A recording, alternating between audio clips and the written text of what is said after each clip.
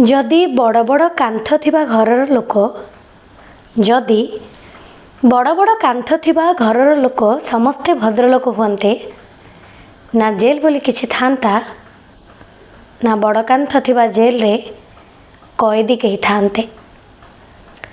कोठा जदि कहि पारंता परिवारर प्रेम कथा कोठा जदि कहि पारंता परिवारर प्रेम कथा जदि आशा सबू बड़ घर पूरा करि पारथांता निज स्वप्न को आपणेबाकू जाई से कोठा तल को डेई पड़ी हुए तो कहीं आत्महत्या कर न था। पोशाक जदि कहि